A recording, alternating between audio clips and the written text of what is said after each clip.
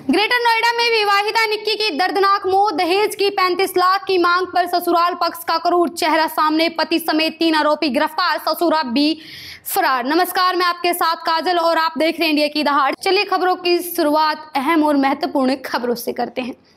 देखिए, उत्तर प्रदेश के गौतम बुद्ध नगर जिले से ग्रेटर नोएडा में दहेज प्रताड़ना और हत्या का एक सनसनीखेज मामला सामने आया था। निक्की नाम की विवाहिता को जिंदा जलाकर मारने के मामले में पुलिस ने अब तक 3 आरोपियों को गिरफ्तार कर लिया है, जबकि चौथे की तलाश जारी है। इस पूरे घटनाक्रम ने न सिर्फ इलाके को दहला दिया है, बल्कि राष्ट्रीय महिला आयोग तक को संज्ञान लेना पड़ा है। गौतम बुद्ध नगर जिले के ग्रेटर नोएडा के थाना कसाना इलाके में हुई निक्की मौत मामले में पुलिस ने तीसरे आरोपी को भी गिरफ्तार कर लिया है। पुलिस ने मैनुअल इंटेलिजेंस और गोपनीय सूचना की मदद से विवाहिता की जलाकर हत्या के मामले में वांछित चल रहे जेठ रोहित भाटी को सिरसा टोल चौराया के पास से गिरफ्तार किया है। देखिए, आरोपी घटना के बाद से ही फरार चल रहा था। पुलिस इस मामले में पहले आरोपी पति विपिन भाटी को गिरफ्तार किया था। इसके बाद सास दया को भी गिरफ्तार कर लिया गया था। सास को आज न्यायिक हिरासत में भेजा जाएगा। वहीं आपको बता दें कि आरोपी ससुर सत्यवीर की तलाश जारी है। इस मामले में राष्ट्रीय महिला आयोग ने स्वतः संज्ञान लेते हुए उत्तर प्रदेश के डीजीपी को पत्र भी भेजा है। आयोग ने सभी आरोपियों की तत्काल गिरफ्तारी और 3 दिनों के भीतर विस्तृत कार्यवाही की रिपोर्ट देने का निर्देश दिया है। साथ ही निष्पक्ष जांच और पीड़िता के परिजनों की सुरक्षा सुनिश्चित करने को कहा गया है। पत्नी को जिंदा जलाने वाले पति को मुठभेड़ में लगी गोली देखने पहुंची मां भी हुई गिरफ्तार।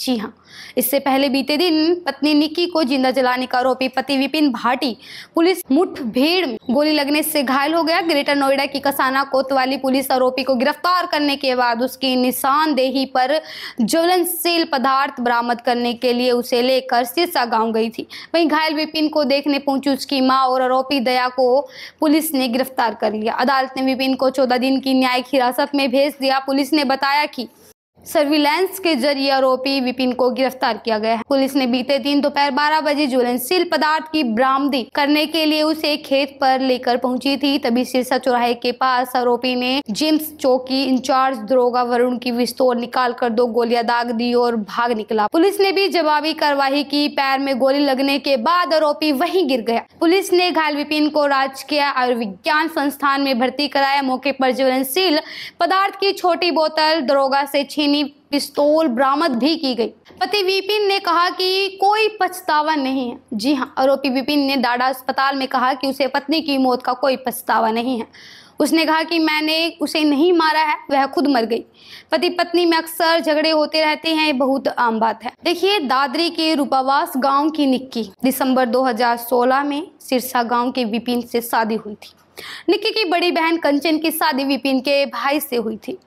पिता बिकारी सिंह का आरोप है कि ससुराल वाले 35 लाख रुपए दहेज की मांग को लेकर निक्की को परेशान करते थे। देखिए, उत्तर प्रदेश के गौतम बुद्ध नगर जिले के ग्रेटर नोएडा के कसाना कोतवाली इलाके के सिरसा गांव में दहेज की मांग को लेकर विवाहिता की क्रूरता से हत्या करने का दावा किया गया। आरोप था कि ससुराल पक्ष के लोगों ने विवाहिता को बर्बरता से पीटा और फिर उसे ज्वलनशील पदार्थ डालकर जिंदा जला दिया। गंभीर रूप से झुलसने पर महिला की बहन उसे पड़ोसियों की मदद से अस्पताल ले गई। 2 अस्पताल बदले, लेकिन इलाज के दौरान महिला ने दम तोड़ दिया। दिल दहला देने वाली घटना के बाद मृतका महिला की बहन और परिजनों ने ससुराल पक्ष पर गंभीर आरोप लगाए हैं। ग्रेटर नोएडा के दादरी थाना इलाके के रूपवास के रहने वाले विकारी सिंह ने बताया कि उनकी पुत्री कंचन और निक्की की शादी दिसंबर 2016 में सिरसा गांव के रहने वाले रोहित और उसके भाई विपिन हिंदू रीति रिवाज से हुई थी। शादी में स्कॉर्पियो गाड़ी और सभी सामान दिया गया था, लेकिन शादी के बाद से ही ससुराल के लोग 35 लाख रुपए की मांग करने लगे थे। शादी के बाद से ही पति विपिन भाटी, जेठ रोहित भाटी, सास दया और ससुर सतमीर लगातार 35 लाख रुपए के अतिरिक्त दहेज मांग रहे थे। पीड़ित परिवार ने आरोपियों की मांग पूरी करने के लिए एक और बुलेट भी दे दी थी, लेकिन प्रताड़ना का सिलसिला जारी रहा।